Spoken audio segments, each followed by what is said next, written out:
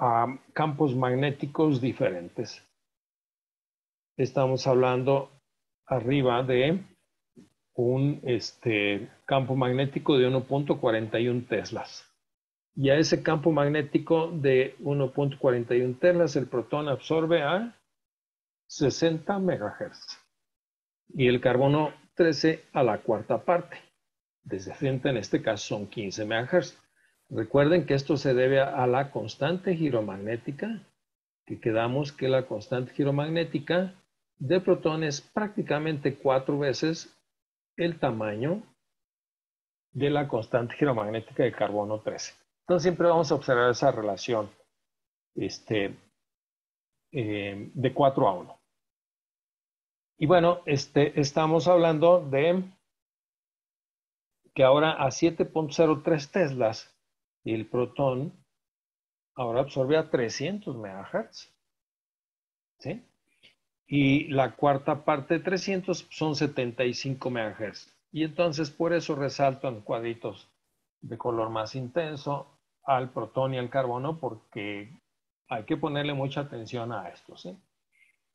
Y recuerden que cada uno de estos núcleos aparece en esa escala debido a el valor relativo de su constante giromagnética.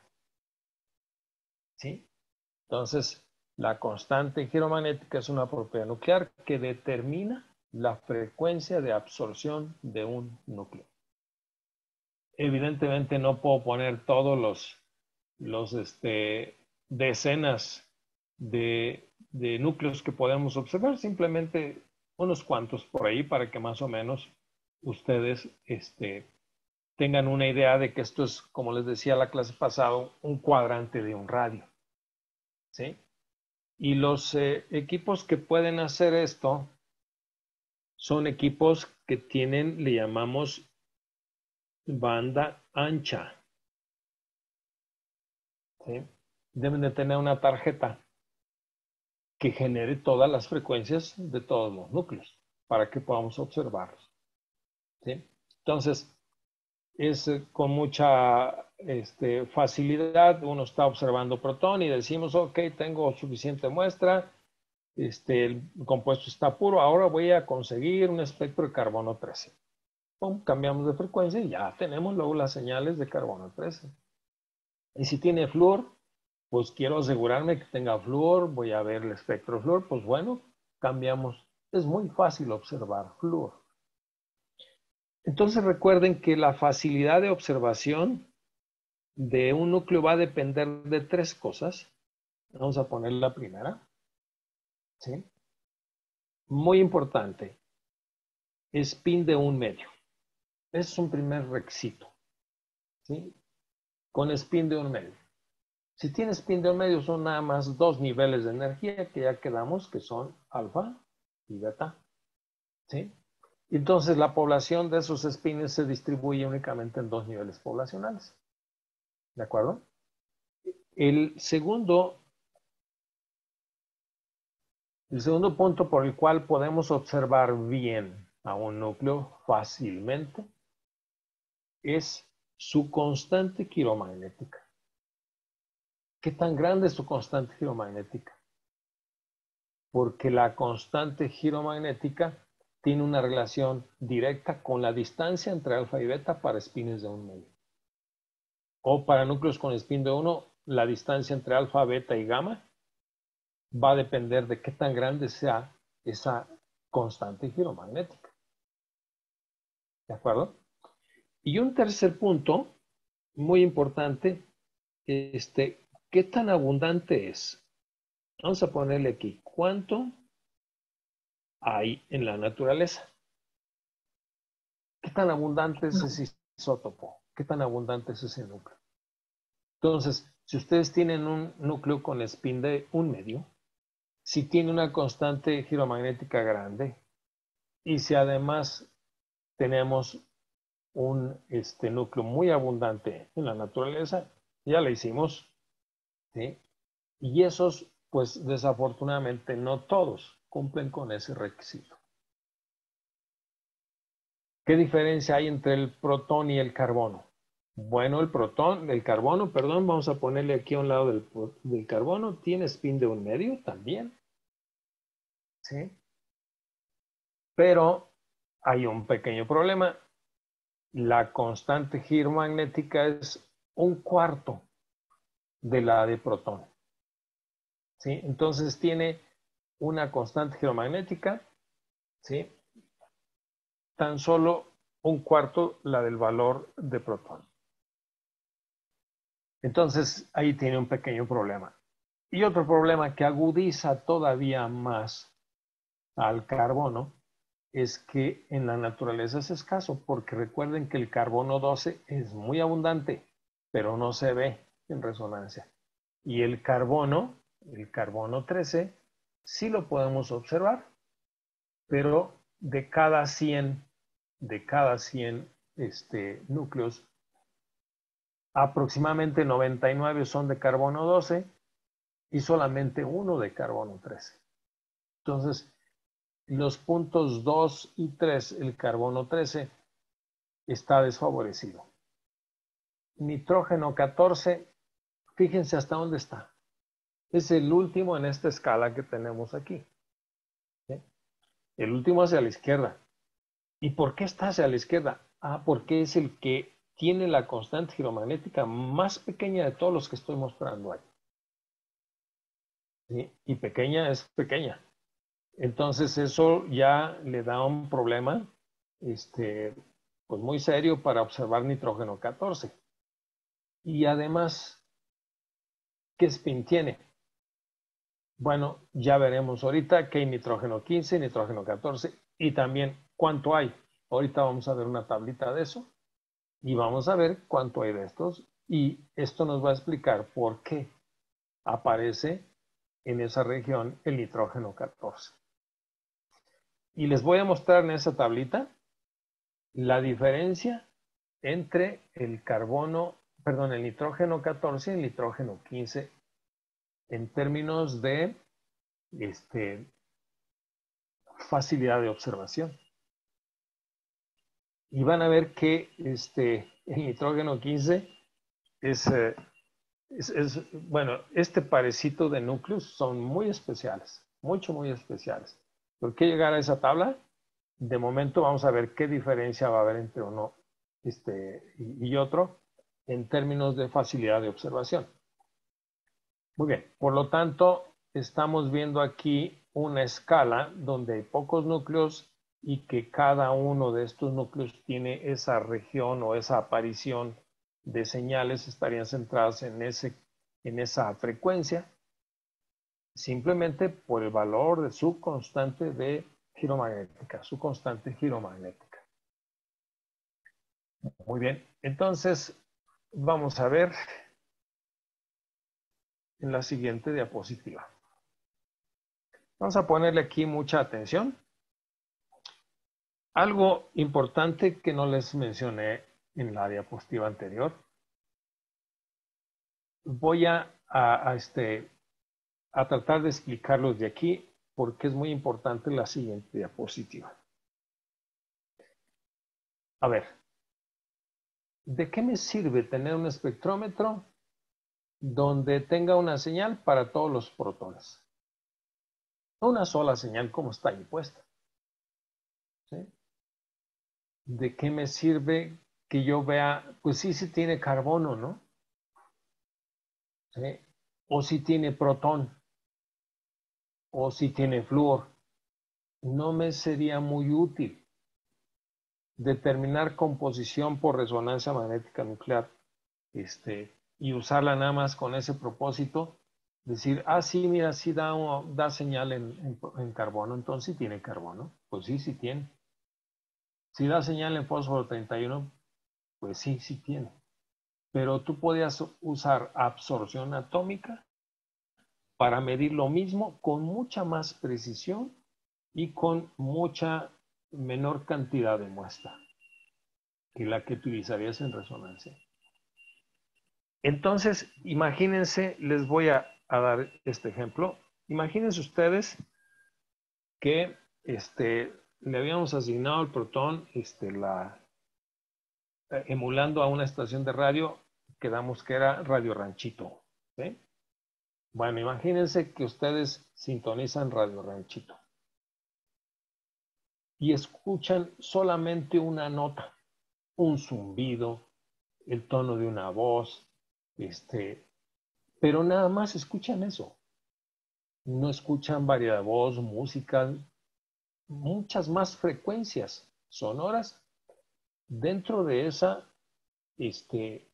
eh, frecuencia de recepción. ¿Sí? No nos sería muy útil un radio así, ¿verdad? Que nada más escuchemos un solo sonido. A mí me interesa un radio en donde yo escuché la voz de los que están transmitiendo allí, la música, todos los sonidos, la variedad de sonidos que se estén transmitiendo en esa frecuencia. ¿Sí? Entonces, vamos a hacer algo parecido con los protones. Ahí no me sirve nada de esta escala de muchos millones de megahertz, de muchos millones de hertz, perdón. No me sirve esta escala. Yo voy a centrarme exclusivamente a los 60 MHz con mi equipo de 1.41 Tesla o a los 300 MHz con mi equipo de 7.03 Teslas. ¿Sí? Y entonces voy a concentrarme únicamente a esta frecuencia de protón y voy a ampliar. Yo quiero ver qué detalles hay en este intervalo de frecuencias. ¿Sí? ¿Por qué? Porque, a ver, les voy a dibujar una molécula. Vamos a ver el benceno, que está fácil. El benceno tiene un montón de simetría. Los 6 protones del benceno son igualitos, no los puedes diferenciar. Si tú haces una reacción química con el benceno, te va a agarrar cualquiera de los protones, una reacción de sustitución, ¿sí? Electrofílica aromática, por ejemplo. ¿Sí? Entonces, pues eso en resonancia también me va a dar una sola señal. Pero sucede que si yo tengo un benceno, pero este benceno tiene un cloro, ya rompió la simetría, y si además tiene acá un metilo, caray, pues ya hay más protones. Entonces esa molécula, ya los protones que están en el anillo no son iguales. Y entonces yo voy a observar las señales que me da cada uno de esos tipos de protones que están viendo ustedes en esa molécula. ¿Sí? ¿Por qué? Porque tienen ambientes químicos diferentes. ¿Y qué hace este ambiente químico diferente? Pues la identidad del átomo. ¿Y qué tienen estos átomos? Tienen densidades electrónicas. ¿Y qué causan estas densidades electrónicas? Pues corrientes, ¿sí? Magnéticas locales que van a ocasionar entonces que esos protones, todos los 3 del metilo y los 4 que nos quedan en el anillo aromático, van a dar señales a frecuencias ligeramente diferentes. Ligeramente diferentes, muy ligeramente diferentes. No vamos a tener esta escala de millones de hertz. No, vamos a tener una escala de unos cuantos decenas o centenas de hertz. O digamos, bueno, centenas ya abarcaría 800, 900, 1000 hertz, etc. Lo vamos a ver. ¿Sí? Pero bueno, entonces, fíjense bien, algo muy importante. La resonancia está muy vinculada a la simetría. Si la molécula es simétrica, el número de señales que nos va a dar va a ser más reducido. ¿Sí? Vamos a pronto a poner en práctica esto. Ahora sí. Viene la siguiente diapositiva. Y en esta diapositiva, yo nada más estoy viendo la frecuencia de protón. Solamente la frecuencia de protón a 60 MHz y a 100 MHz. Yo tengo dos frecuencias aquí. Pero fíjense ustedes que tengo una sustancia que es el tetrametilsilano, un silicio con 4 metilos. ¿Y qué hace una molécula? Acuérdense que el silicio tiene la posibilidad de ser tetravalente, ¿sí? Entonces está en el mismo grupo del carbono. Ajá. Entonces, esos 4 metilos están distribuidos de manera homogénea en un tetraedro, ¿de acuerdo? Y entonces, los 4 metilos son igualitos, uno con otro.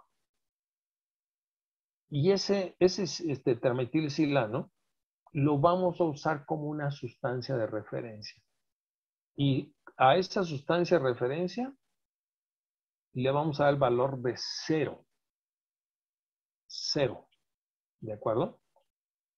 Fíjense que en esta escala ya no está ni el carbono, ni el nitrógeno, ni el deuterio, ni el talio, etc. Ya nada más están todos los compuestos que tienen protones. Y yo estoy viendo dónde aparecerían las señales de los compuestos que están ustedes viendo. Terbutanol. En este caso es la señal del terbutilo, ¿sí? De los 4 metilos del terbutanol. ¿Sí? Muy bien. Entonces vamos a ver lo siguiente. Perdón, serían 3 metilos, ¿no? CH3, vamos a dibujarlo. CH3, CH3. Y omitimos el OH. Este tiene un lugar especial en resonancia. Lo vamos a ver más adelante, ¿sí? Es un protón especial porque tiene la capacidad de formar puentes de hidrógeno y de despegarse de la molécula e irse con otra molécula. ¿De acuerdo? Entonces, la señal que ustedes están viendo ahí es una señal, la señal de los 3 metilos del terbutanol. ¿Sí? Y luego sigue la del ciclohexano, los protones del ciclohexano. Y luego la de los metilos de la acetona. Aquí está. ¿De acuerdo? Y luego los 8 hidrógenos del paradioxano y luego los hidrógenos del agua. Entonces, ya estamos únicamente en la frecuencia de protón. Y yo estoy viendo todas las señales de protón de esas sustancias. Y estoy viendo entonces una escala. Como vimos la escala en infrarrojo, pues también en resonancia tenemos una escala. Y esta escala va a ser muy importante que la empecemos a tomar en cuenta muy en serio, porque pues nos encierra mucha información estructural esta escala. Entonces, a partir del tetrametilsilano se hace, vamos a borrar aquí el terbutanol, una referencia y decimos, ok, a ese le damos el valor de 0. Y fíjense que a partir de esa distancia, bueno, de esa referencia, el terbutanol, los 3 metilos del terbutanol aparecen en 83.4 Hz. Recuerdan que en la escala anterior decíamos megahertz, millones de hertz. Aquí estamos hablando de 83.4 Hz con relación al tetrametilsilano. ¿Sí? Y los protones de el ciclohexano pues aparecen en 97.8 Hz. Y los protones de la acetona 112.2 Hz de distancia con respecto, acuérdense, al tetrametilsilano. Y el paradoxano 228 y el agua 308.4. Esto a 60 MHz. Y sucede que si yo tengo mi equipo de 100 MHz, entonces ya va a aparecer ya no a 83.4, va a aparecer en los metilos del terbutanol en 139. ¿Sí? Y entonces los del ciclohexano en 163, los de la acetona 187 y así sucesivamente. Entonces imagínense, nosotros tenemos equipo de 300 MHz, de 500 MHz y de 600 MHz. Entonces tendríamos que reportar las distancias, las frecuencias de todos nuestros compuestos, ¿sí? Serían diferentes porque las estoy adquiriendo yo en equipos o tengo la posibilidad de adquirirlos en equipos diferentes. Y eso no es práctico. Porque imagínense, tengo mi espectro que yo saqué a 500 MHz. ¿Sí? Describimos nuestros datos en la literatura a través de una tesis, de una publicación, y estos son los datos del compuesto fulanito de tal a 500 MHz. Y alguien más por ahí dice, me interesa esta información, yo quiero ver si yo tengo la misma sustancia, pero acá yo tengo un equipo de 300 MHz, no tengo uno de 500 MHz. Entonces voy a tener problemas, ¿verdad? Pues miren, se inventó esta escala que es adimensional y se denomina una escala en partes por millón. ¿Cómo podemos sacar el valor en partes por millón de el equipo, bueno, de la frecuencia del terbutanol obtenido en el equipo de 60 MHz? Bueno, tendríamos que aplicar esta ecuación y decimos, ok, este aparece con 83. Estamos hablando de los metilos del terbutanol, 83.4, que lo multiplico por 10 a la 6, es decir, por 1.000.000, entre la frecuencia del espectrómetro. ¿Y cuánto es la frecuencia del espectrómetro? Pues 60 megahertz, millones de hertz. Anulamos esto y anulamos esto, y entonces dividimos 83.4 entre 60. ¿Quién me quiere decir cuánto es 83.4 entre 60?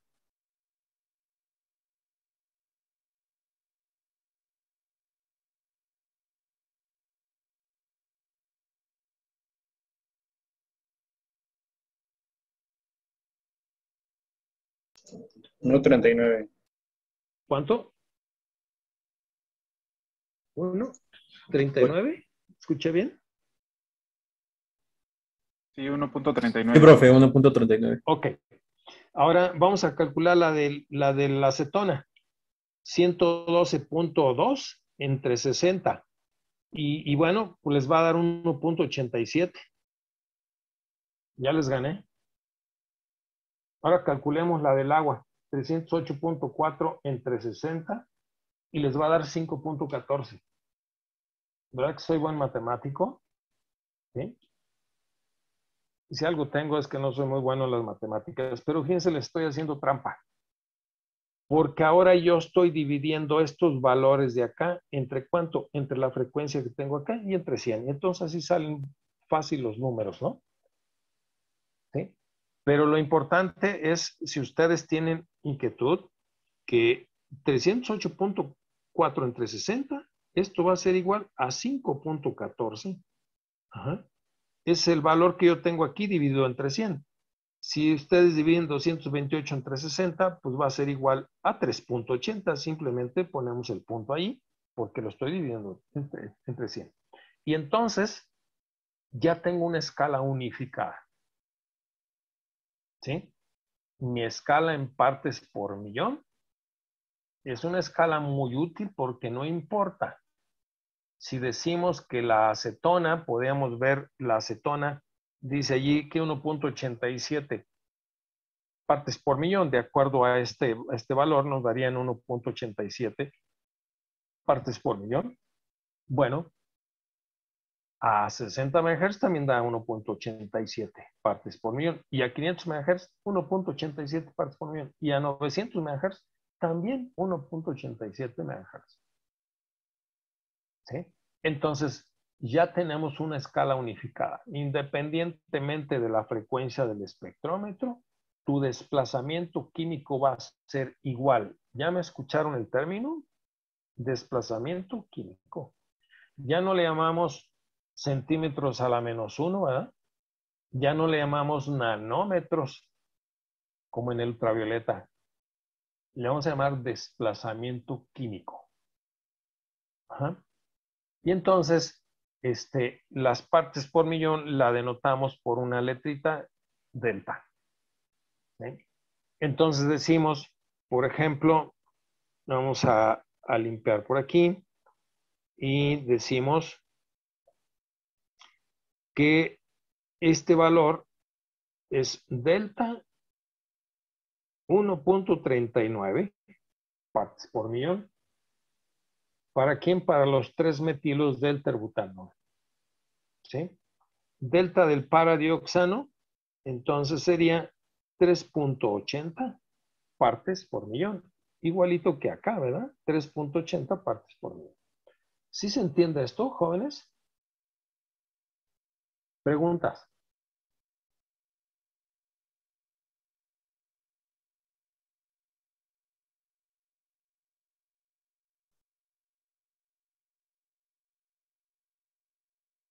Bueno, continuamos. Si no hay preguntas, continuamos. Muy bien.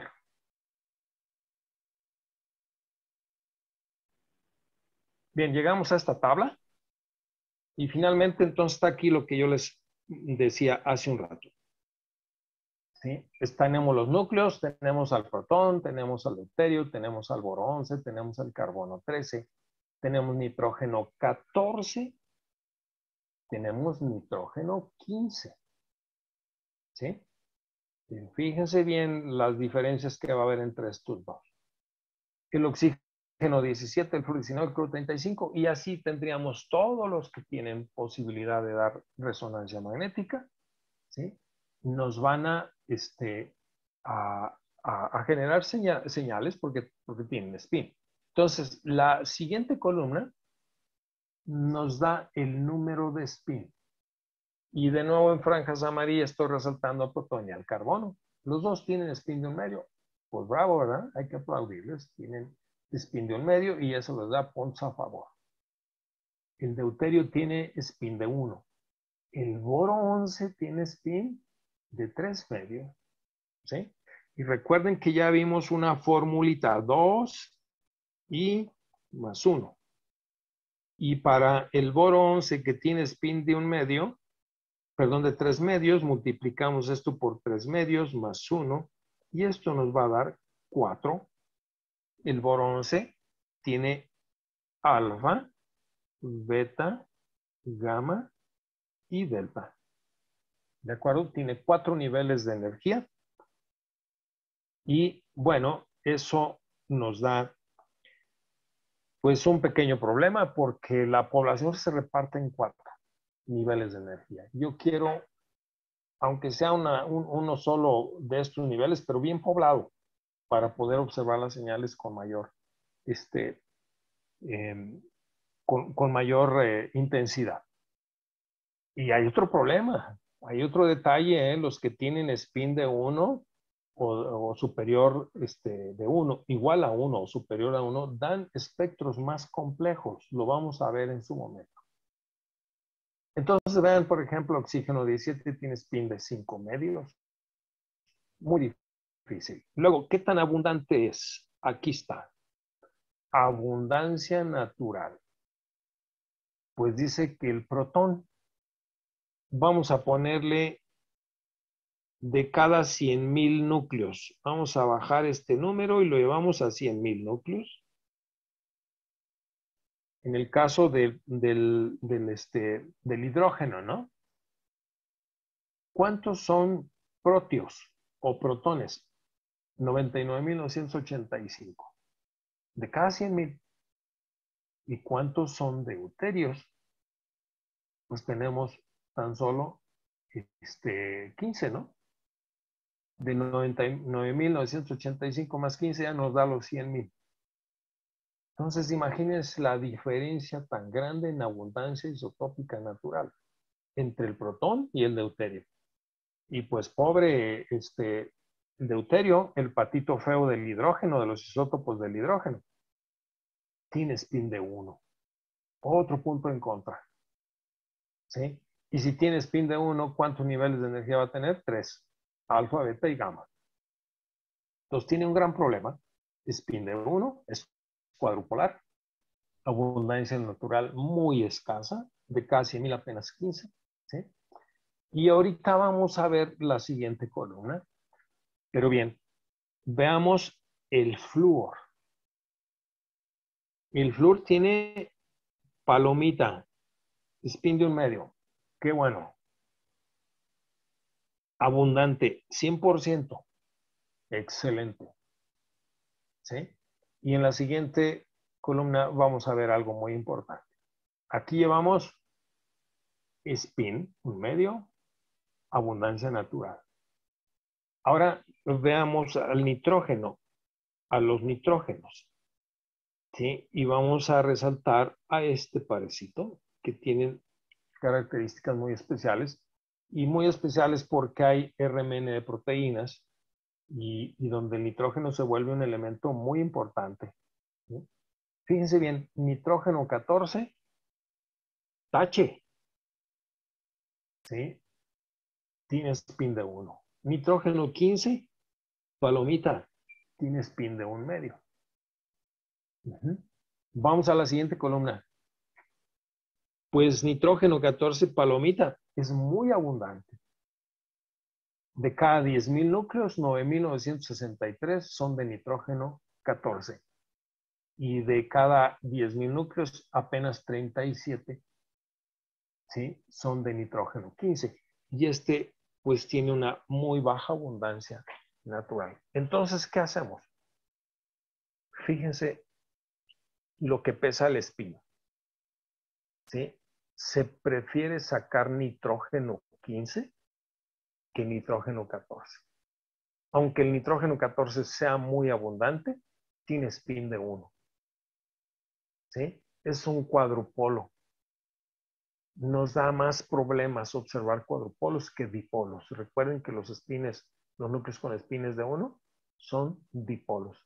Y por lo tanto, el nitrógeno 15 es el que vamos a observar.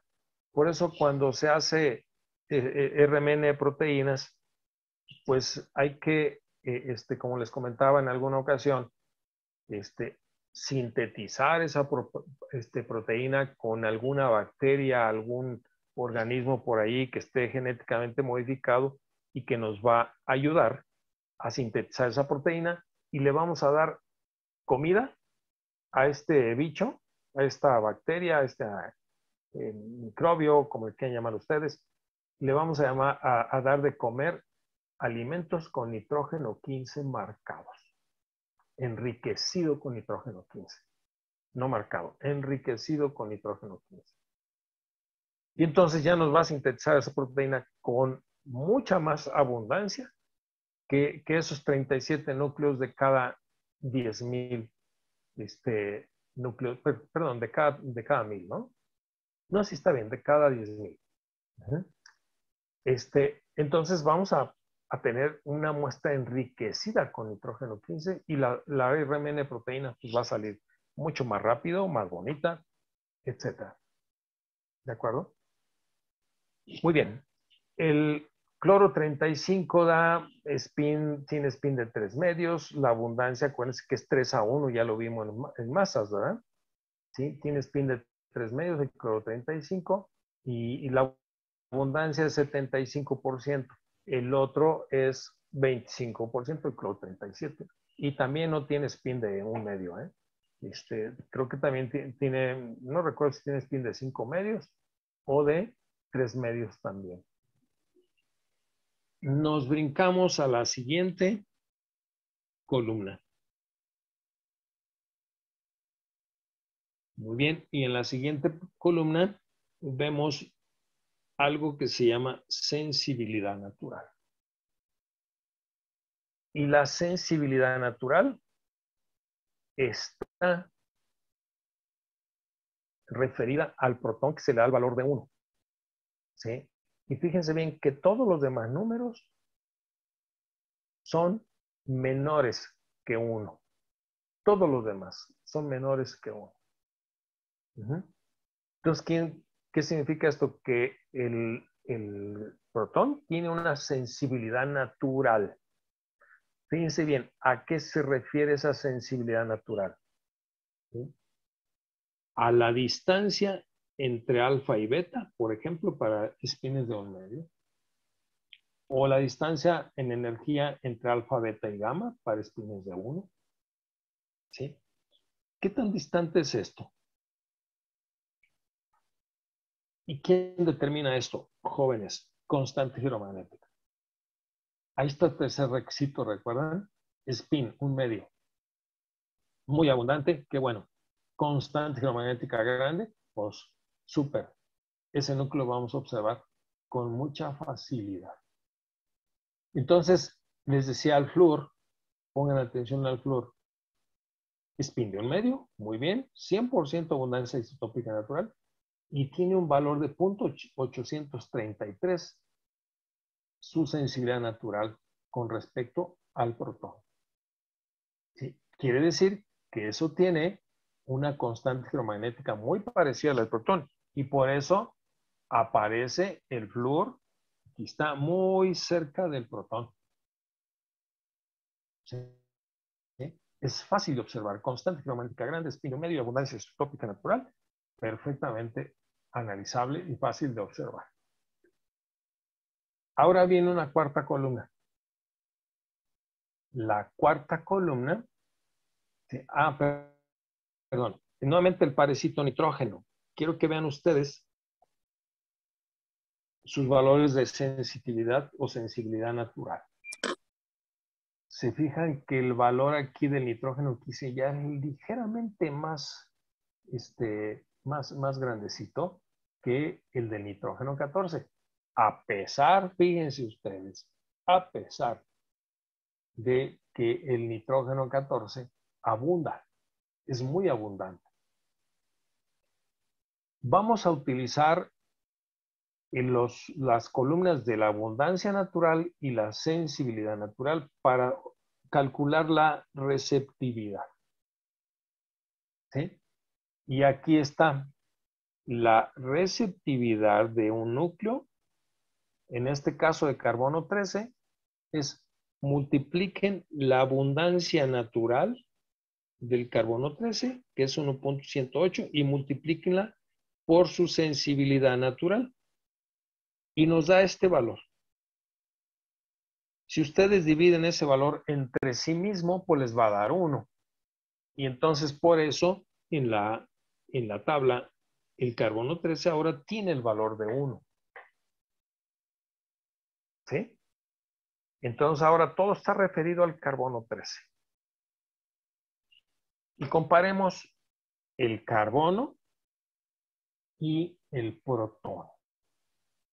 Entonces, esto ya lo habíamos comentado y bueno, si les quedó por ahí esa idea en la mente de cómo está ese asunto, por qué es más receptivo el protón. Bueno, porque tiene una sensibilidad natural importante. ¿Por qué? Porque tiene una constante ferromagnética grande. Y además es muy abundante y además tiene spin de en medio. Entonces, quiere decir esa relación de 1 a 5677 es que la señal de carbono 13 va a tener esta altura obtenida el espectro de carbono 13, ¿sí? Bajo las mismas condiciones que el protón, y la de protón va a tener una altura de, se me va a salir de la diapositiva, de 5000, es decir, la relación es 1 a 5677 veces más intensa la señal de protón que la de carbono 13. ¿Sí? Entonces el protón es muy receptivo. Imagínense, pues bueno, si yo tengo 5 miligramos de muestra, pues el protón va a salir, pero de volada. Rápido va a salir el espectro de protón. Pero el de carbono con 5 miligramos de muestra, pues ya no va a ser tan fácil. ¿Sí? Sí se puede obtener, pero me va a llevar más tiempo a máquina. ¿Sí? Voy a estar adquiriendo, le llamamos nosotros repeticiones o transientes también se le llama. ¿Sí? Pero vamos a llamarle repeticiones. Mando un pulso, luego vamos a ver a qué me refiero con pulsos de radiofrecuencia. Pero acuérdense que estamos hablando de ondas de radio, mando el pulso de excitación, ¿sí? Entonces el protón recibe la energía y podemos medir la absorción o podemos medir la emisión. En los equipos modernos se mide la emisión, luego vamos a ver por qué razón se mide la emisión. Muy bien, entonces una vez que nosotros encendemos el detector, pues vemos justamente la señal de protón. Y lo mismo sería para carbono 13. Pero entonces, yo con una sola vez que haga el experimento, yo voy a tener la señal de protón bien definida. Y de carbono no voy a ver nada. Puro ruido electrónico. ¿Sí? ¿Por qué? Porque la señal de protón es 5.700 veces prácticamente más intensa que la de carbono 13. Entonces, con los mismos 5 miligramos, yo digo, ok, el carbono con una sola repetición no se ve absolutamente nada. ¿Sí? Tengo que empezar a sacar más experimentos y luego sumarlos todos. ¿Sí? Lo que hacemos es, obtengo un primer experimento y me dio puro ruido, ¿sí? Y obtengo otro experimento y también me da ruido. Y obtengo otro experimento, me da ruido y así lo repito, pero sucede que el ruido es aleatorio y cuando yo sumo todos los espectros, los voy a sumar más. Ahora sucede que ya hay menos ruido y ya apareció una señal por ahí. Y a eso le llamamos número de repeticiones. Entonces, si yo el espectro de protón lo vi con un solo transiente y tengo una señal con cierta altura y quiero que el carbono me dé igual que esa altura, tengo que repetir 5.677 veces el experimento. Y de hecho es más grave todavía, nada más que no quiero involucrarlos con otro fenómeno que se llama justamente la relación señal-ruido. Pero en principio, por esta relación, yo tendría que sacar 5.677 veces, los espectros y sumarlos todos para que el carbono se vea a la misma altura que el protón. ¿Sí les queda claro? Preguntas, jóvenes.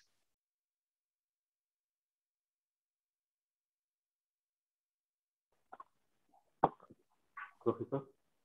Sí. Oiga, entonces, depende también, en este caso, por ejemplo, por ejemplo, en el caso del nitrógeno, ¿qué Habla tan más fuerte, disponible Francisco. está? ¿Me escucha? Sí, habla un poquito más fuerte si puedes. Bueno, ¿me escucha? Sí. Ah, ok. Le estoy diciendo que si, en el caso del nitrógeno, a veces tiene su isótopo. Entonces, en este caso, se tiene que sumar en este caso, porque en esa parte como que me queda un poco de duda. En este caso, ¿qué, Francisco? Se va la voz. No te escucho. A ver, ¿ya me escucha? Sí, a ver, dime. A ver, me estaba diciendo que los isótopos, en este caso del nitrógeno, del 14 y el 15, en este caso, son necesarios las que se sumen en este caso, porque en esa parte como que me queda un poquito de duda.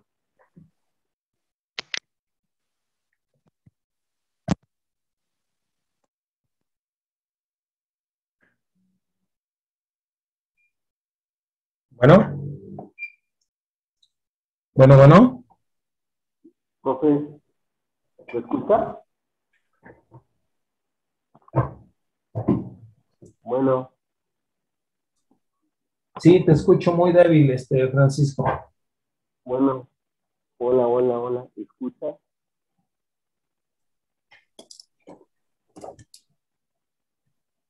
Porque yo me acerqué el teléfono en mi boca. ¿Me escucha?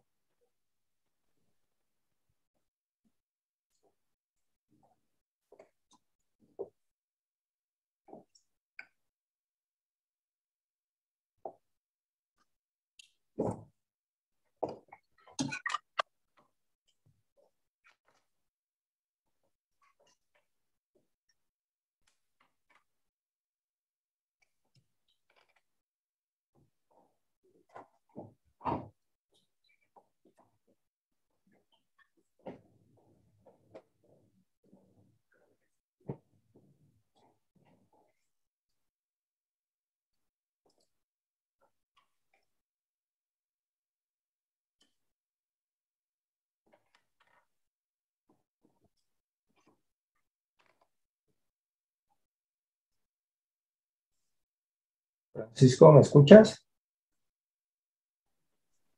Yo le escucho, pero ¿usted me escucha? Sí, ya te escucho un poco mejor. No sé qué pasó, pero... A ver, dame un par de segundos, espérame. Estoy haciendo aquí, reordenando el micrófono para escucharte mejor. Espérame, Francisco.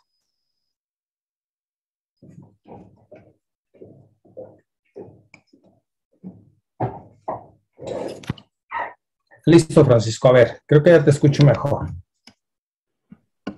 ¿Ya me escucha? Ya te escucho mejor. Tenía un problema de conexión equivocada en el micrófono. Bueno, porque ya casi le grito. Sí, no, adelante. Ajá. Le estaba mencionando que es que tengo la duda de que se suman en las partes, sé que está mencionando de los isótopos del nitrógeno. Ajá. Y del nitrógeno. ¿Se van a sumar o cuál? Es que esa es como que mi duda, porque no me quedó claro. Ok. A ver, explico nuevamente, ¿sí? Vamos a limpiar aquí esto. Y les decía yo que en la práctica, los núcleos que son difíciles de observar, tenemos que hacer el experimento muchas veces. Cientos o miles de veces. ¿Sí? Y eso le llamamos nosotros escanes, barridos, o le llamamos transientes también, o simplemente número de repeticiones. Y entonces, por ejemplo, les decía en el carbono 13, pues si yo tengo 5 miligramos de muestra, pues entonces yo le digo al equipo, ¿sabes qué? Dame, el parámetro se llama NT, número de transientes, adquiéreme 4,000 espectros, ¿sí? Y pues esos 4,000 espectros los va a correr en 2 horas, por decir. Mientras que el protón lo vi en menos de 1 minuto, ¿eh? ¿Sí? Y entonces sucede que va a adquirir un primer espectro, luego un segundo espectro y luego otro espectro y va a correr los 4,000 espectros, ¿sí? Más N espectros, ¿de acuerdo? N espectros. Sumamos todos y sucede que el resultado es que ahora sí ya se ven señales de carbono 13 después de haberlo repetido 4,000 veces el experimento. ¿Sí, Francisco? Sí, profe, ya le entendí, gracias. Sí, eso le llamamos, y bueno, eso le lleva tiempo al equipo. Recuerden que el tiempo es oro, ¿sí? En ciencias es muy importante tomar en cuenta este asunto del tiempo, ¿sí? Porque pues, son equipos que todo el mundo los quiere utilizar, son los equipos más peleados en todos los centros de investigación, las resonancias, ¿no? Por la cantidad de información que nos dan. Entonces, pues evidentemente hay que tratar de, si veo que lo que voy a observar es deuterio, pues voy a concentrar mi muestra, ¿no? Porque si no, no lo voy a ver. Pero bueno, protón y carbono se ven bien. Carbono 13 nos cuesta, mientras que en 1 minuto yo tengo un muy buen espectro de protón. A lo mejor en carbono 13 me lleva un par de horas, pero un par de horas bien invertidas, por supuesto. ¿De acuerdo? Muy bien, sí contesté tu pregunta. Sí. Sí, ok. Mira, te escuché muy bien ahorita. Te escuché perfectamente bien ahorita. Sí. Gracias. Okay. ¿Sí me escucha? Ya de nuevo se te fue un poco. Ok. No, es que tengo que acercarme el teléfono. Ok. Otra pregunta. Sí. Y entonces en el caso, por ejemplo, estaba mencionando de los espines. Había comentado que los espines siempre tienen que ser de 1 medio o también de -1 medio, ¿no? ¿Por qué no se toman, por ejemplo, los enteros, por ejemplo, en el caso que utilizó de el nitrógeno 14? Eso es lo que no entendí tan bien. Sí, eso te lo explicaría mucho mejor un físico. Acuérdate que estos son valores intrínsecos de cada átomo, ¿sí? Y el spin que ustedes están viendo, los resultados 1 medio, 1, 3 medios, 1 medio, etcétera, es el resultado de la contribución de spins de todas las partículas subatómicas, de los quarks y de todas las partículas. Todas las partículas subatómicas tienen también spin. y el spin que tiene un átomo es el resultado de los spins de las partículas de manera individual. Entonces, pues es digamos, como un valor intrínseco para cada átomo, ¿sí? Por eso se le llama, recuerden, momento angular intrínseco, ¿sí? No rotacional, no momento angular rotacional, no, como vimos en la rueda de la bicicleta, ¿sí? Es momento angular intrínseco, es un valor que existe para el átomo y no necesariamente va a estar girando ese átomo. ¿De acuerdo? ¿Sí, Francisco? Entonces, pues sí, les dio a los físicos, recuerden que yo les di el ejemplo de simetría, ¿no? Si ustedes, a ver, Francisco, tú te das vuelta a 180 grados y vas a caer de cabeza, ¿de acuerdo? Y si haces el giro completo a 360 grados, vas a quedar exactamente igual que como partiste, o como estabas originalmente. Hay todo un capítulo de elementos de simetría en partículas, simetría de partículas, que tiene que ver mucho con esto. Los físicos descubrieron algo, que los núcleos con spin de un medio tienen un comportamiento muy extraño, tan extraño como es toda la física cuántica, ¿no? Entonces, dicen, ok, para que un objeto, vamos a suponer que un objeto determinado tiene spin de un medio, quiere decir que si tú lo rotas 360 grados, no toma las mismas características que tenía originalmente. Tienes que rotarlo 360 grados y otra vez 360 grados para que todo quede igual como lo tenías en un principio. Y esto tiene que ver con simetría de partículas, Francisco. Pero de momento nos va a ser muy útil para resonancia saber el valor nada más. ¿De acuerdo? Ok, gracias, profe. Ahora sí te escucho muy bien, Francisco. Muy bien. Bueno, jóvenes, continuamos y vamos con el siguiente. Bien, esta es una fórmula que nos permite, y le llamamos distribución térmica de Boltzmann, que nos permite calcular la población que hay en un nivel de energía con respecto a otro. Ajá.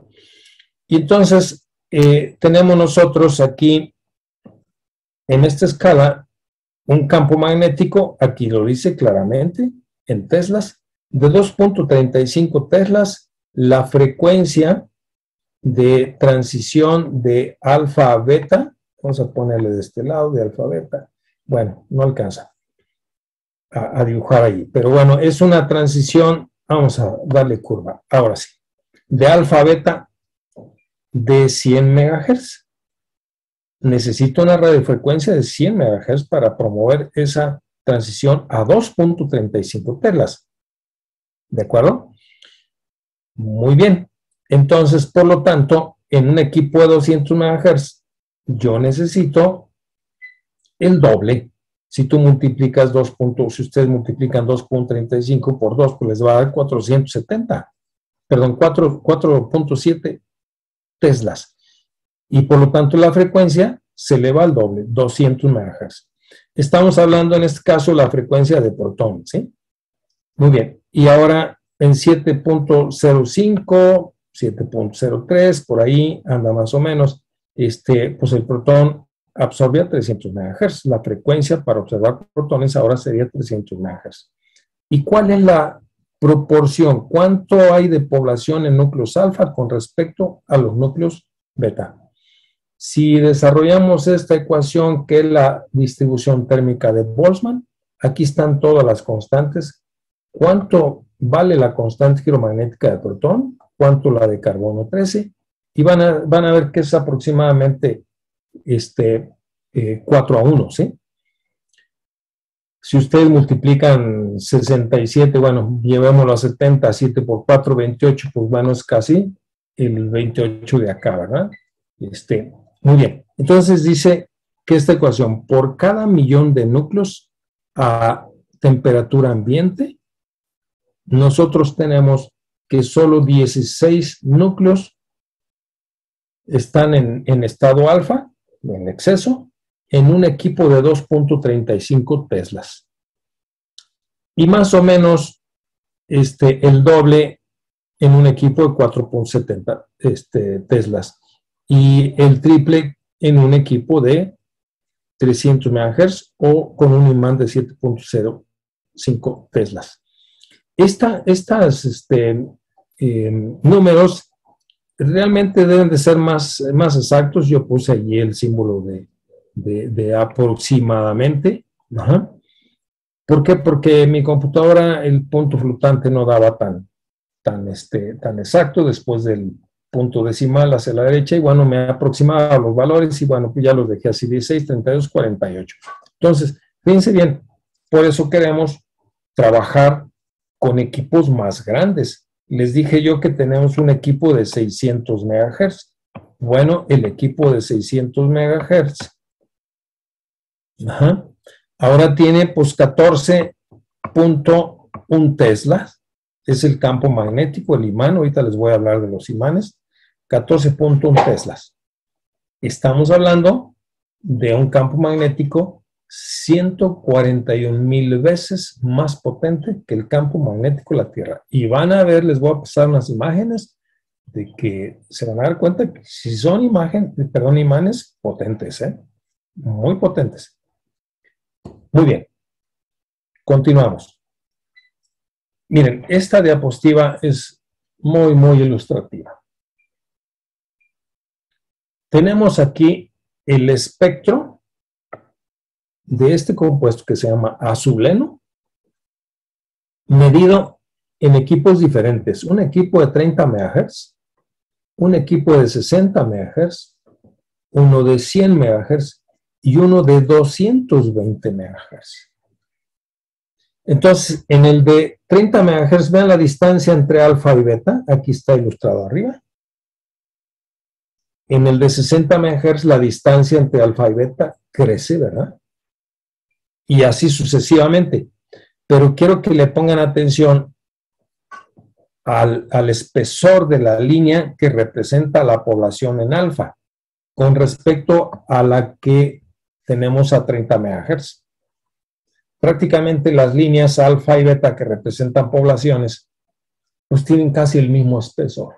Un poquito más gruesa, la de alfa, diciéndonos de alguna forma que hay más población en alfa que en beta.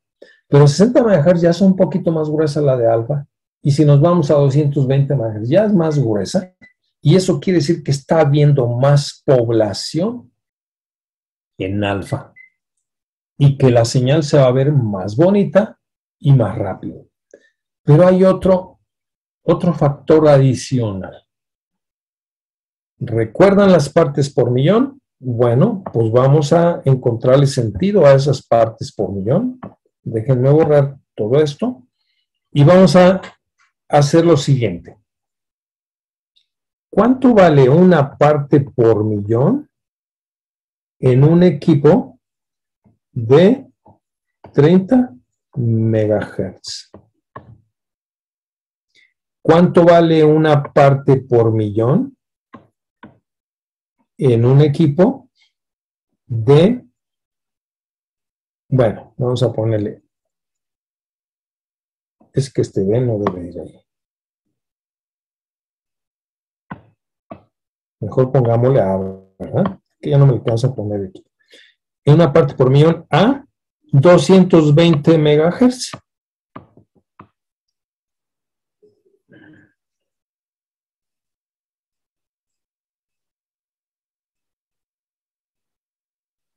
Este es un problema todavía. Las pantallas digitales hacen lo que quieren, las que son touch y esas cosas, que de pronto no nos confunden más. Muy bien. Entonces, ¿y cuánto vale una parte por millón? Como les decía, en un equipo a 30 Hz. A 30 Hz. Entonces, fíjense bien, es muy fácil. ¿Sí? Recuerdan, fíjense bien, aquí en si lo alcanzan a ver aquí, este es un 7 y este es un 8. Ajá. Y entonces ese 7 y ese 8 tiene ahora esta distancia en el equipo de 60 MHz. ¿Se ven que es el doble? Luego, en este otro equipo de 100 MHz tiene esa distancia. ¿Sí?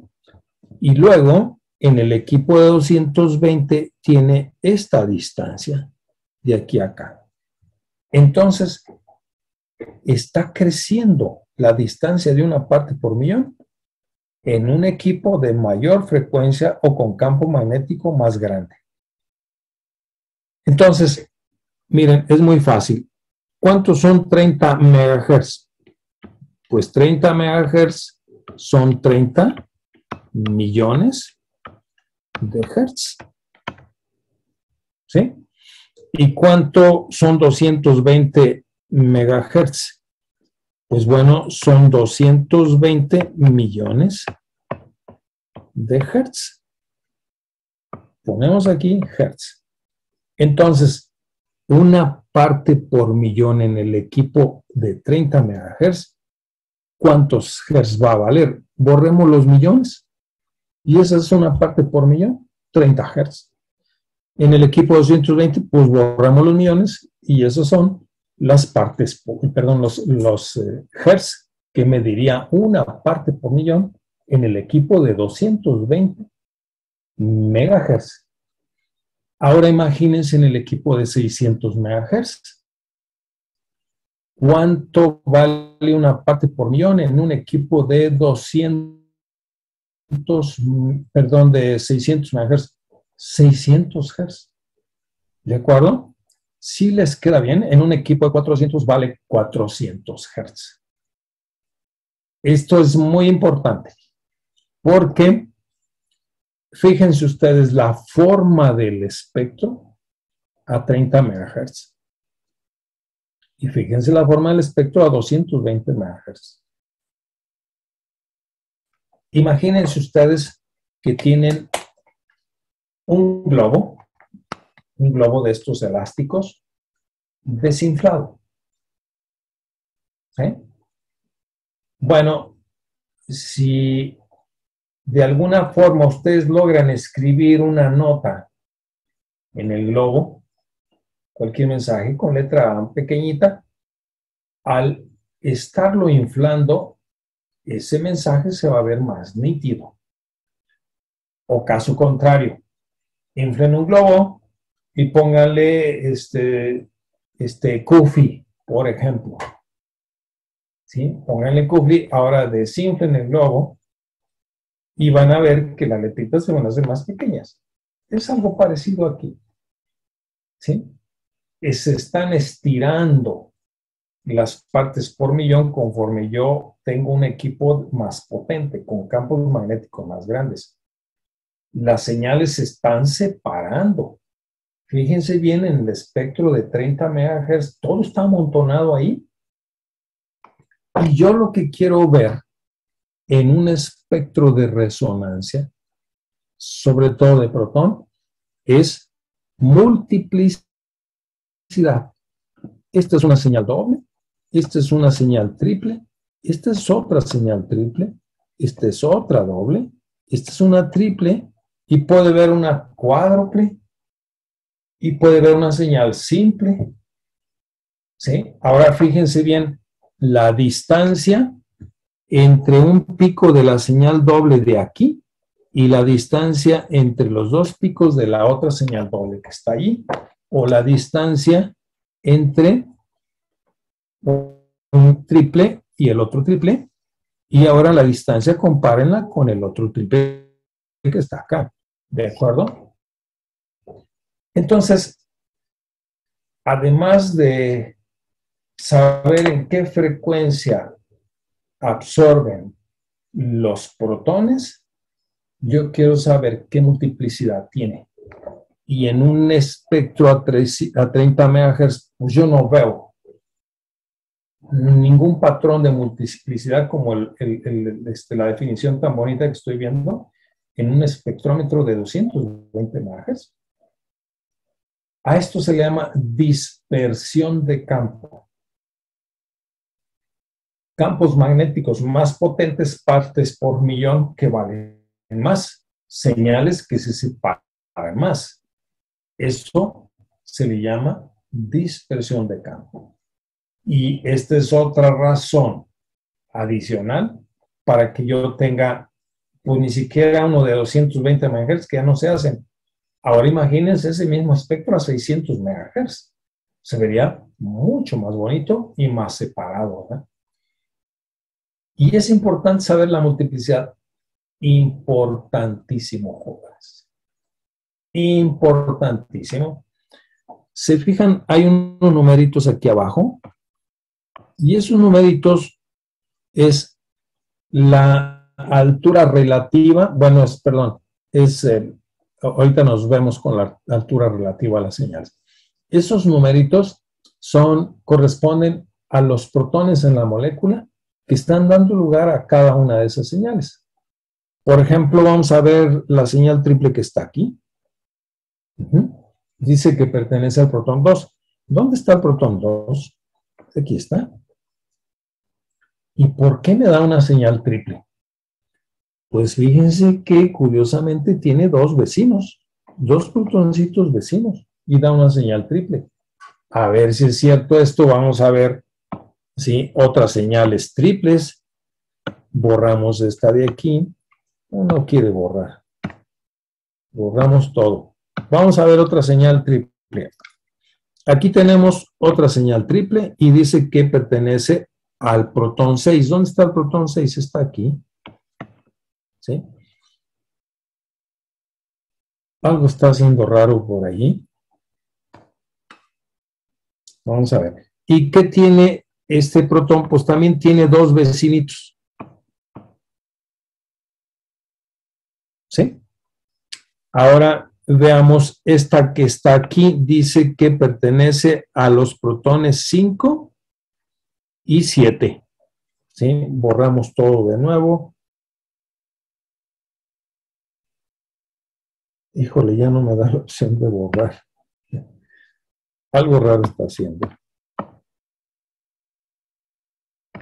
No borra. Bueno, vamos a hacerlo con esto. ¿Sí? Este dice que es 5 y 7. Bueno, 5 es perdón, este es 5 y este 7. Sucede que 7 también tiene dos vecinos, uno para acá y otro para acá. Y 5 también tiene dos vecinos, uno para acá y otro para acá. ¿De acuerdo? Entonces, la multiplicidad me dice cuántos vecinos tengo. ¿Sí? A ver si es cierto. Vamos a ver esta señal que aquí dice que es de 4 y de 8. 4 está aquí, es este, y 8 es este, el protón 8 o el carbono 8, aquí está. Y este protón 8, ¿cuántos vecinos tiene para acá? No tiene protones para este lado, nada más tiene un vecinito, entonces da una señal doble. Y también 4 no tiene vecino para acá, y entonces también nada más tiene un solo vecino y nos da señal doble. Entonces, esto le da un valor inmenso, inmenso a la resonancia magnética nuclear, porque me está dando conectividad de átomos. ¿Sí? Muy bien. ¿Alguna pregunta, jóvenes? Profesor, ¿Sí? entonces los picos tienen que ver directamente como en qué tipo de protón es el que se está llevando a cabo, o sea, en el caso que en la parte es que ya le cambió. Vamos a regresarlo, aquí está. Ok, perdón, en el carbono número 2, ¿no? En la sección que estaba, ¿cómo se Aquí llama? está el 2. Estaba señalando. Aquí está el 2.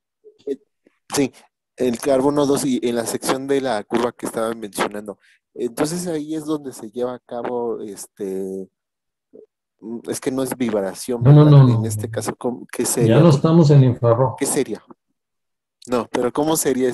Ya se me pasó, como dijo, es que había mencionado, es que eso ya no es vibración.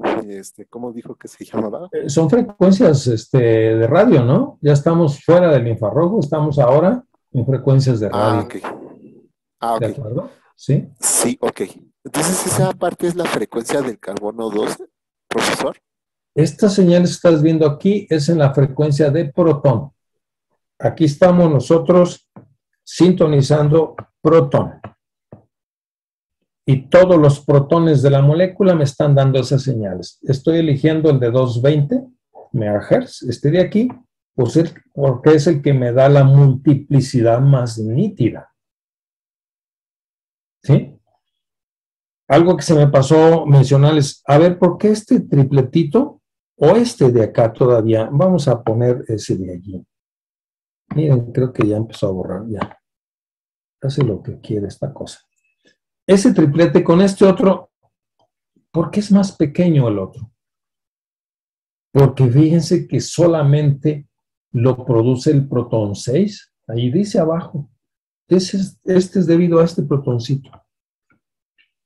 Y sucede que el otro triplete grande lo están generando los protones 5 y 7. ¿Y cuántos protones son ahí? Son 2.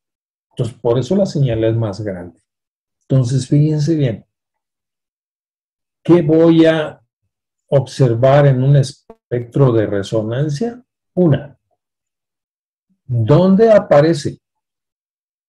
¿En cuántas partes por millón aparece? En 2, en 3, en 4, en 5.7, en 8.25, no sé dónde aparezca. ¿Sí? ¿Qué multiplicidad tienes? ¿Doble, triple, cuádruple, doble de doble de triples, señal simple, etcétera? ¿Y cuántos protones están originando esa señal? Y no se imaginan la cantidad de información que vamos a sacar aquí. Información estructural con un espectro de resonancia magnética nuclear. Con calma. Estamos viendo todavía las bases teóricas y pronto llegaremos a ver los espectros de resonancia, donde vamos a empezar a resolver muchos ejercicios con eso. Muchos. Decenas, centenas de ejercicios, donde íbamos a ver masas, íbamos a ver ultravioleta, a recordar el infrarrojo, también por supuesto. Vamos a integrar toda esa información que hemos aprendido hasta el momento, ¿sí? Para sacar estructuras y sacarlas muy rápidamente. Muy bien. ¿Alguna otra pregunta o comentario?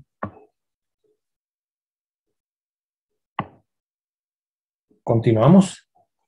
Fíjense bien, les muestro los imanes. ¿Dónde van? ¿Dónde va la tecnología? Si ustedes alcanzan a ver, acá está una persona, ¿sí? Para el equipo de 900 MHz hay que utilizar escaleras para subirse y colocar la muestra, ¿sí? La muestra se mete exactamente por el centro, tiene un orificio por ahí, y por ahí vamos a meter la muestra, y la muestra va a entrar al imán. Estos son los imanes que necesitamos para resonancia magnética nuclear, ¿sí? Y este es un equipo monstruoso de 900 MHz. Y también hay equipos de 1 GHz o 1000 MHz. Y el más grande, este es el más grande en el mercado, de 1.2 GHz. Y aquí dice Berlín, en algún momento dado, el de nosotros apareció en el boletín de la compañía de Bruker, apareció el de 750 MHz. Por ahí tengo la noticia, ¿sí? Y se difundió a todo el mundo, allá en el Poli tienen un equipo de 750 MHz y es el más grande en aquel momento, el más equipado y el más grande en América Latina. Muy bien. Bueno, pues así dan a conocer las noticias y dicen, pues bueno, se vendieron 2 equipos de 1.2 GHz con imanes superconductores. Eso que ustedes están viendo ahí, solamente se pueden alcanzar esos imanes tan potentes con imanes superconductores. Y ahorita les voy a explicar en qué consiste este asunto. Cuando yo estaba estudiando mi maestría, yo utilicé equipos con imanes, electroimanes, ¿sí? Son equipos, los imanes se conectaban a la luz, tenían una bobina gigantesca, y esta bobina, esta luz, pasaba la corriente eléctrica por allí y generaba campos magnéticos, ¿sí? El problema es que no se suele ir la luz acá en México, y siempre trabajamos como el primer mundo. Ojalá, ¿verdad?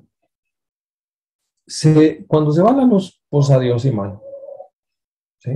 Pues ya no podía trabajar uno. Entonces, los primeros espectrómetros de resonancia fueron imanes permanentes. Permanentes de estos de neodimio y todos esos imanes. Bueno, ahorita los de neodimio, la verdad han avanzado muchísimo y son imanes bien fuertes, a pesar de que son permanentes. Permanentes es que ustedes no necesitan corriente electrónica ni nada de eso, ¿sí? Para generar el magnetismo. Y vino después de los imanes permanentes, tenían un límite, decían ya no podemos generar campos magnéticos grandes con estos imanes porque voy a ocupar edificios especiales para hacer imanes permanentes tan gigantescos. Pues hagamos electroimanes, bobinas, enrollar alambre, y pasar corriente eléctrica con cierto amperaje y generar imanes. Y luego vinieron los superconductores. Una maravilla tecnológica, los superconductores, ¿sí? ¿Alguna pregunta aquí? ¿Alguien hizo un comentario por ahí?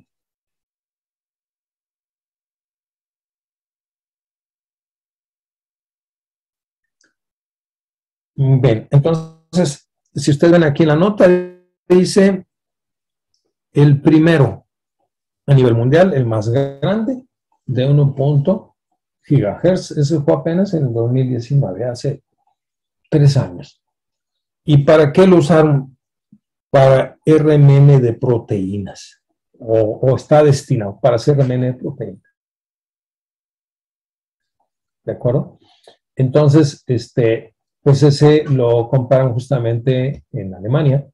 A ver, déjenme ver. Es que son alemanes, el equipo Bruker es alemán, a lo mejor lo hicieron ahí y nada más están dando la nota ahí, pero por ahí debe decir en dónde lo instalaron. Heroismar 2019.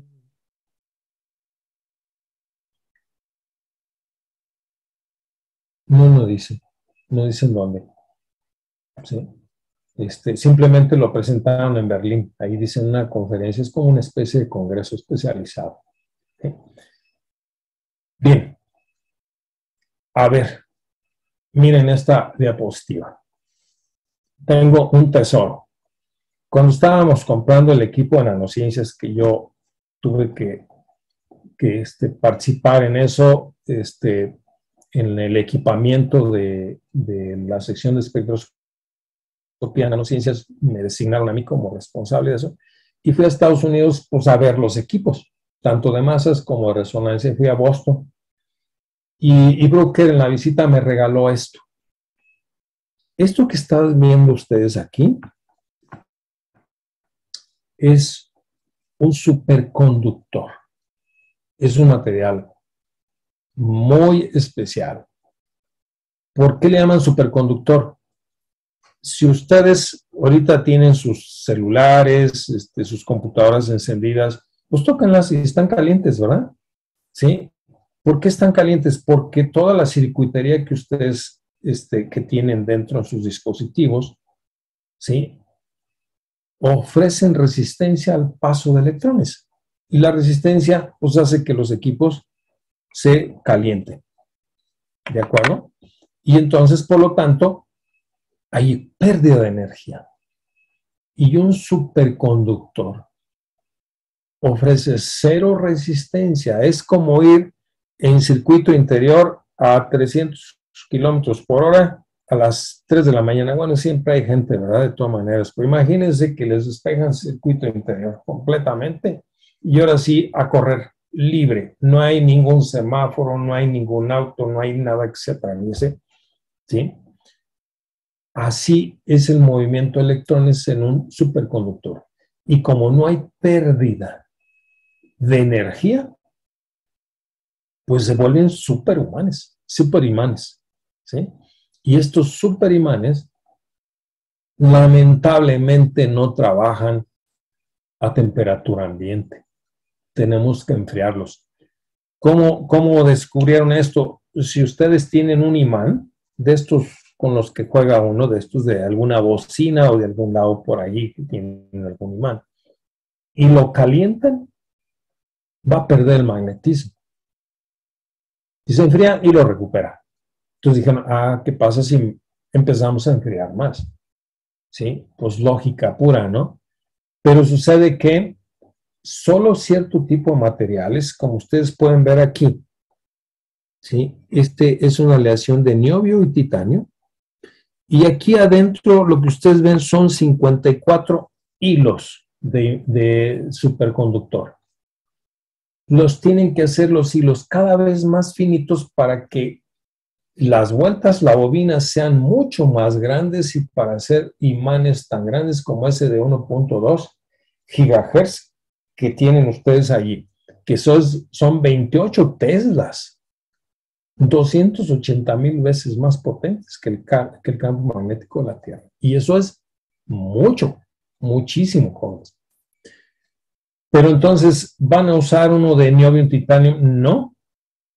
Fíjense bien, esto que ustedes ven aquí tiene 15,000 filamentos de niobio estaño allí. Se ve como un algodoncito, pero si ustedes lo ven en un microscopio, es un montón de hilitos que tienen un tamaño verdaderamente muy pequeño. Es una tecnología de muy alta calidad. Por eso los imanes son 2/3 del valor de un equipo de resonancia. ¿Sí? Imagínense 15,000 filamentos. Esto está en la foto, está en tamaño real, ¿eh? ¿Sí? Entonces, imagínense en este alambrito, obviamente se empacan, ¿sí? Ahí hay 15,000 filamentos. Y eso es para hacer imanes superconductores de 600, 700, 800 MHz, ¿sí? Imanes muy grandes, ¿sí? Muy potentes. Entonces, pues vamos a ver. Bueno, les acabo de platicar la historia, ¿sí? ¿Y cómo es que llegó un imán ahí, o 3 imanes superconductores a ciencias biológicas y 2 imanes superconductores a nanociencias? Pues vienen apagados, entre comillas, ¿sí? Es una tecnología maravillosa. Estos superconductores, les comento, no tienen propiedad superconductora a temperatura ambiente. Hay que enfriarlos. ¿Y cuánto los vamos a enfriar? Bueno, estos que les estoy mostrando funcionan a la temperatura del helio líquido. ¿Y cuánto es eso? 4 aproximadamente, 4 Kelvin. ¿Cuánto es 4 Kelvin en Celsius? 269. 269 grados Celsius. Menos 269 grados Celsius. El nitrógeno líquido es alrededor de 200, digamos, para fines prácticos, 200 bajo cero. Entonces, el imán llega, lo vamos a instalar aquí en este cuarto, no debe haber vibración, debe estar aislado del exterior. Y ya quedó aquí, lo vamos a atornillar, las patitas al suelo, una base de concreto muy especial. Y ahí lo vamos a enfriar. ¿Sí? ¿Qué vamos a hacer primero? Le pasamos nitrógeno. ¿A dónde? A donde está la bobina. Estos alambres, ¿están viendo? ¿Sí? Están enrollados en un cilindro. Es una bobina. Y entonces la bobina está inmersa en el líquido superfrío, primero se enfría con nitrógeno líquido, después se evapora todo el nitrógeno líquido, pero ya queda enfriado, ¿sí? Y luego se le pone helio, que es el último líquido que hay que ponerle. Y entonces ahora sí debe estar adentro del helio líquido el superconductor. Ya, acuérdense, está instalado, ¿sí? Donde va a estar y ya no lo vas a poder mover, ¿sí? Entonces, ¿y a poco ya se generó el campo magnético ahí? Pues, ¿de dónde agarró electrones, no? Para generar el campo magnético. A los electrones hay que pasárselos, ¿sí? Y bueno, los cables son impresionantemente gruesos, con los cuales pasan un amperaje brutal al imán. Si tiene unos conectores, se conectan estos cables a la bobina superconductora y hay que empezar a pasarles electrones poco a poco con una fuente de poder. Entonces ya empiezan a dar vuelta los electrones ahí, acuérdense, es de estos materiales y los electrones dan vuelta en una bobina circular y hay que pasarle más electrones porque acuérdense, mientras más corriente eléctrica, mientras más amperaje, más potente es el imán. Y entonces, una vez que dicen, ya tengo mis 14 telas en tu equipo de 600 MHz, ya tengo los 14 telas. Aquí ya debe verse los protones a 600 MHz. Perfecto, hacen pruebas con agua, etcétera. Y entonces dicen, ya estuvo, ya llegamos a 600 MHz, desconectan los cables. ¿Sí? Y aquí viene la magia. Si se va la luz no le pasa nada. Los electrones quedan atrapados en esa bobina dando vueltas como locos, todos despistados, y el imán se mantiene durante muchos años, se va a mantener. Tenemos un equipo de 26 años, el de 300 MHz. Ahí está. ¿Sí? Mientras le estemos reponiendo el helio líquido que se va a estar evaporando y se le pone también nitrógeno líquido, hay que hacer un escudo, ¿sí?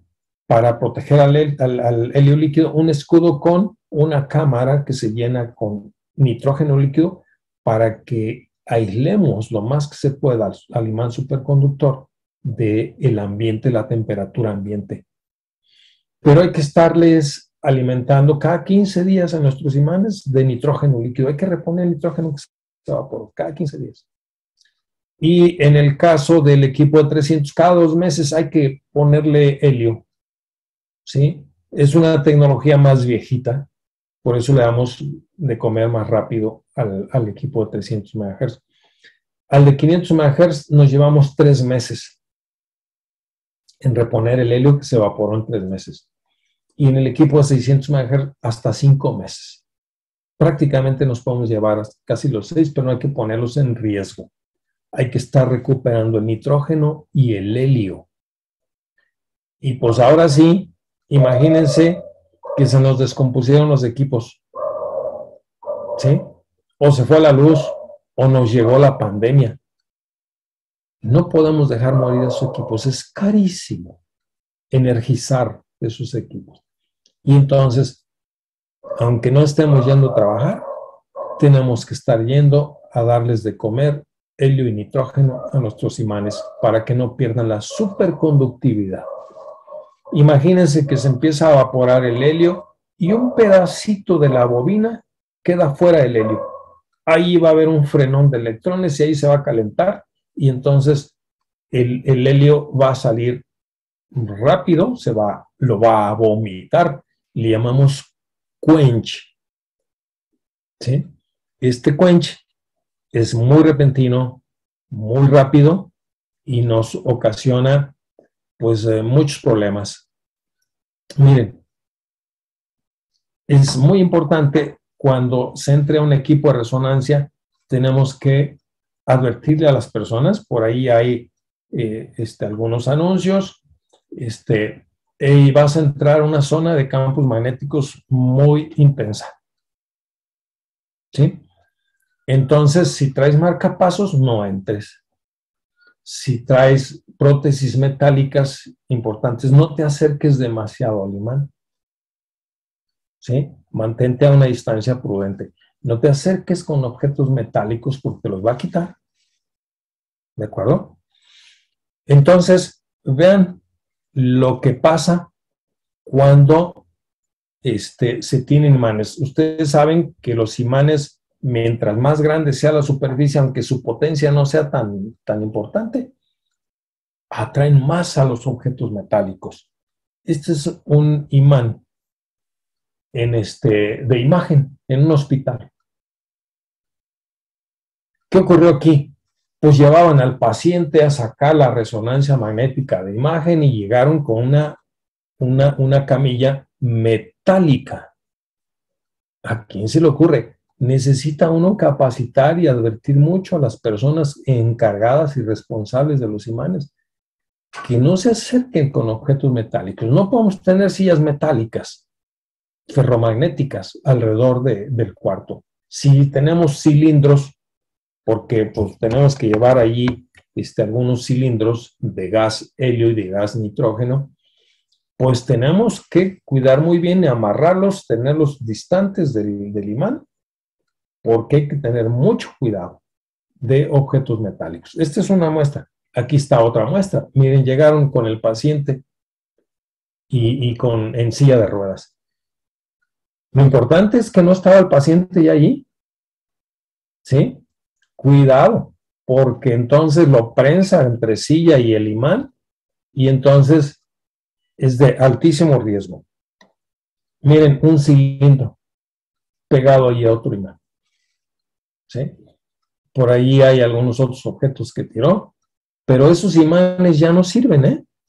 Esos imanes hay que volverlos a reenergizar. Hay que, si no se cuenchó con el golpazo que recibió con esos objetos metálicos, que lo más probable es que sí se movieron las bobinas, ¿sí?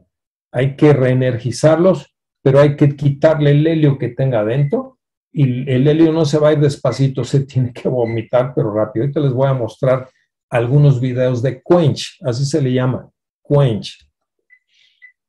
Miren, en la India hace como 4 años pasó esto, ¿sí? Ahí está el técnico, atrapado entre un cilindro y el imán, todo fracturado.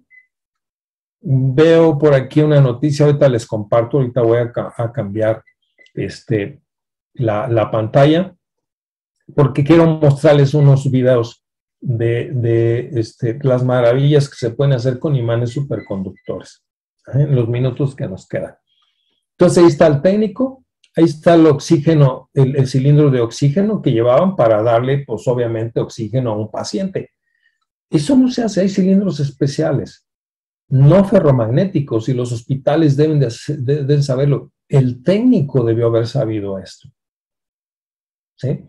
Y ahí está el otro chico que está aquí de espaldas, que ustedes ven aquí sentado en una silla, está también atrapado en el imán. Estaban los dos atrapados en el imán. Este señor está todo fracturado, muy mal herido, y le están poniendo suero. ¿Sí? Y la noticia que estoy viendo aquí dice que el hombre murió después de haber sido succionado hacia un escáner de resonancia magnética nuclear en un hospital de la India. ¿Sí? Lamentablemente, entonces hay que tener mucho cuidado porque estos imanes, créanmelo, si son potentes o no. Voy a dejar de compartir esto. ¿Alguna pregunta, jóvenes? ¿Ya se durmieron? Profe, Sí.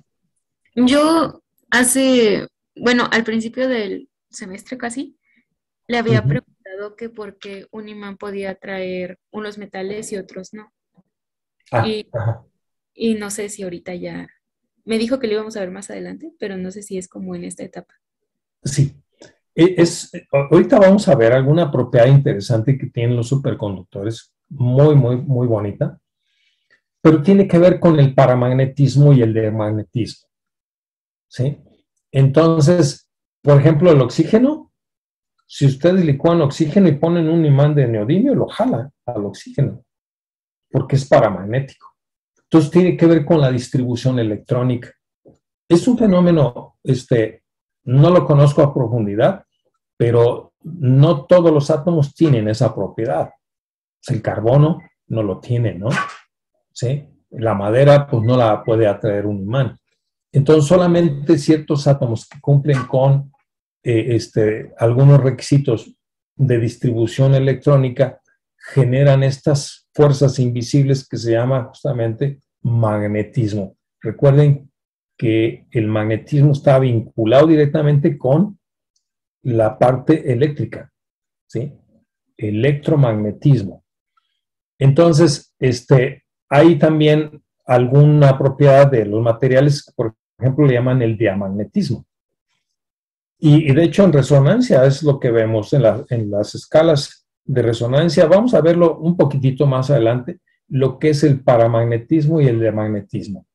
¿Sí? Son propiedades que algunos elementos tienen y que en función de eso, para el caso que vamos a ver en resonancia, tiene que ver justamente con la presencia de señales en cierta parte por millón con respecto a la sustancia de referencia. Vamos a seguir viendo esto, ¿sí? Y seguramente va a quedar más claro, pero de momento ahorita es una disposición electrónica que no todos, por ejemplo, en términos de electrones desapareados y electrones apareados, ¿de acuerdo? Que pueden tener esas propiedades ferromagnéticas, no ferromagnéticas, diamagnetismo y paramagnetismo. ¿Sí? ¿Quién preguntó? Sí, profe, gracias. Giselle. Giselle. Miren, les voy a dejar de compartir la pantalla. Esto lo vamos a seguir viendo, Giselle, diamagnetismo y paramagnetismo, ¿sí? A ver, estamos a dejar de compartir y nos vamos a aquí.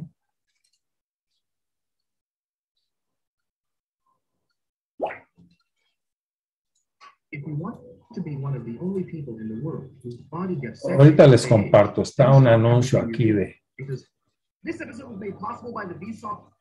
Ok. Ahora les comparto la pantalla y nos vamos a... ¿Dónde está? ¿Dónde está? Aquí está.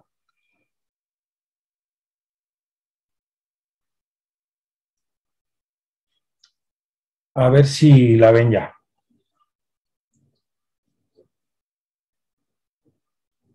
¿Sí lo ven?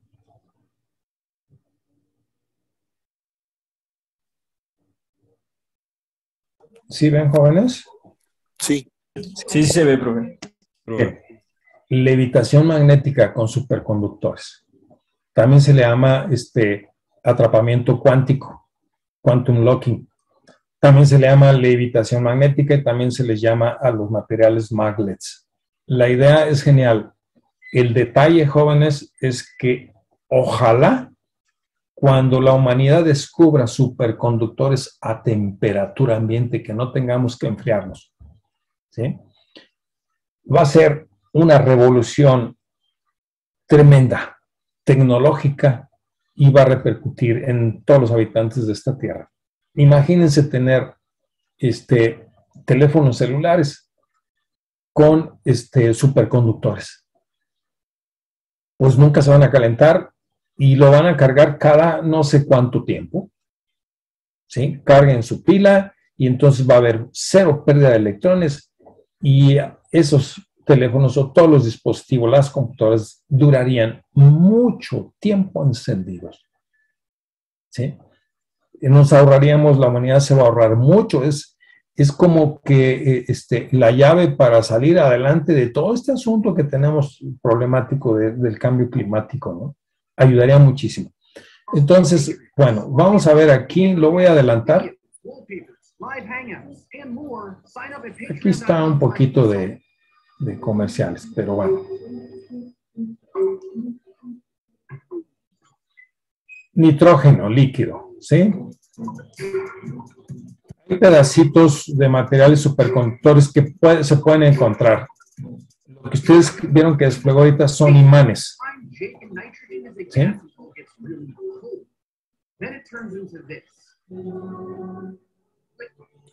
Un poquito de 196 grados Celsius. Les dije yo 200 para fines prácticos. And because nitrogen has a high evaporation expansion ratio, each drop expands to 700 times the volume of gas. A nosotros nos llegan en cilindros grandes el nitrógeno líquido y tenemos que... Miren, esto es muy bonito. Una cámara térmica. Está súper frío donde ven azul. Sí, ahí es donde está contenido el nitrógeno.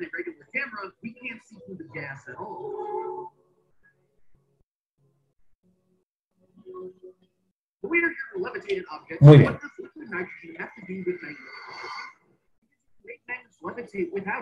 Ok, ahora va a usar imanes y un material superconductor como el que les yo mostré que me regalaron por allá en Boston.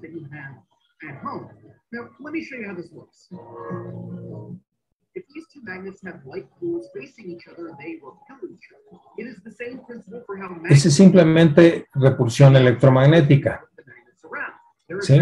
O repulsión magnética. No hay superconductor aquí.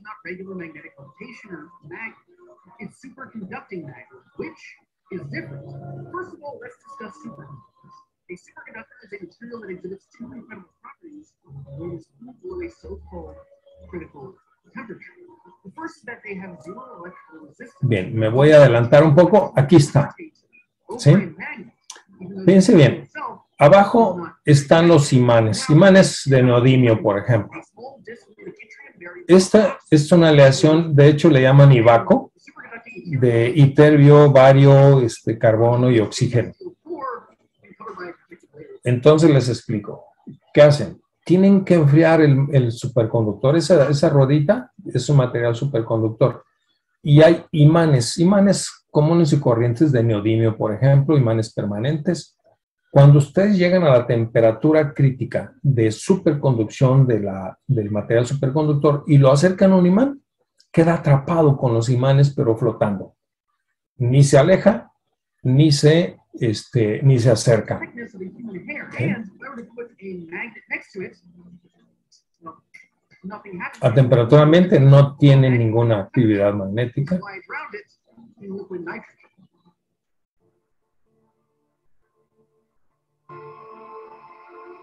Estos son los imanes, una hilera de imanes. Ahí está súper frío el superconductor.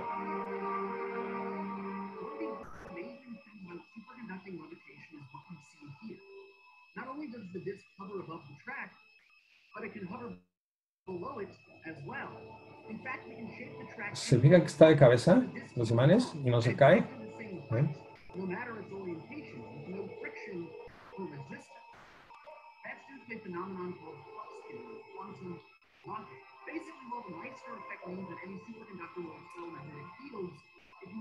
Muy bien. Paramos les muestro otros. Vamos a ver por aquí. Un quench es un imán de un hospital y pues bueno, pues ya se van a dar cuenta porque lo quencharon.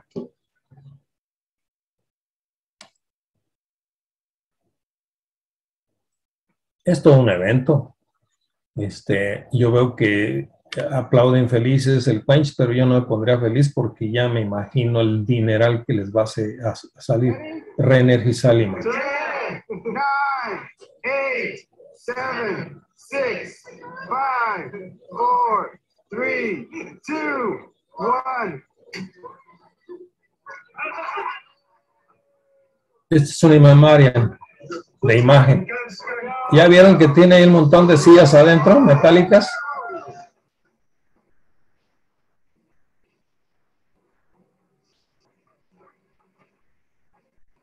Ahí está escapando el helio ya.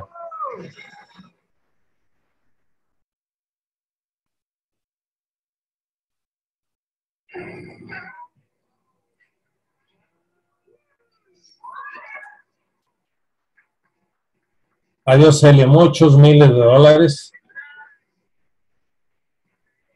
Por eso les digo, en los 14 de febrero ya no regalen globos con helio, porque el helio está muy escaso. De hecho, ya lo han restringido, ¿eh? Le ponen muy poquito helio y lo demás es otro gas. Bueno, mientras tanto, dentro del imán, ahí tiene sillas pegadas, y ese imán, no la van a despegar las sillas, ¿eh? No se puede despegar. ¿Sí? Esos imanes hay que quitarles el helio y se acaba el magnetismo. ¿Por qué? Porque ya el material, una vez caliente, pues perdió la superconductividad.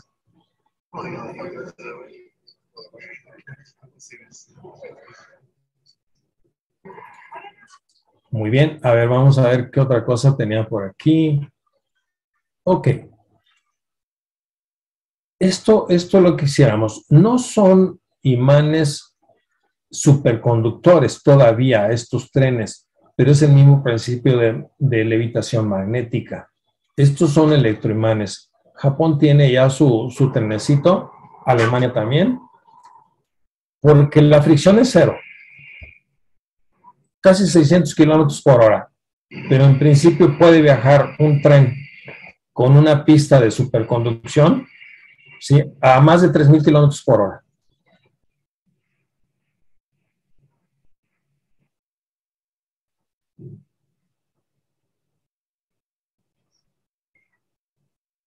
Está levitando, no hay fricción, ¿eh? No hay ruido, no hay fricción absolutamente. En este caso son electroimanes. Sí gasta mucha energía eléctrica, pero aún así, aquí van los kilometrajes, aquí está el odómetro. 504 kilómetros por hora. Magnífico, ¿no?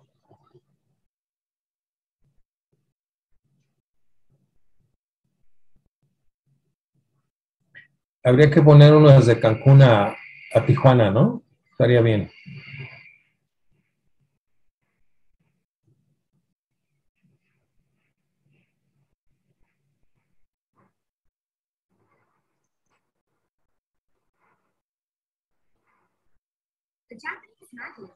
Bien. Ya pueden ver los videos ustedes por su cuenta. Hay mucho que ver por ahí en YouTube sobre el efecto Meissner, ¿sí?, que es el que genera justamente el atrapamiento cuántico. Y bueno, lamentablemente les decía, la noticia, ¿no?, de la persona esa que vieron que finalmente el técnico falleció. Imagínense, hablarle al técnico, hablarle a los especialistas para que desenergicen el imán, porque no lo van a quitar, ese cilindro de ahí es imposible que lo quiten. ¿Sí? Son imanes verdaderamente muy potentes. Una persona que tenga implantes metálicos no puede entrar a un equipo de resonancia, eso ténganlo ustedes, porque luego de pronto hay algún descuido. A una persona con marcapasos que no se acerque ahí. Es más, que ni el celular se ponga en la camisa de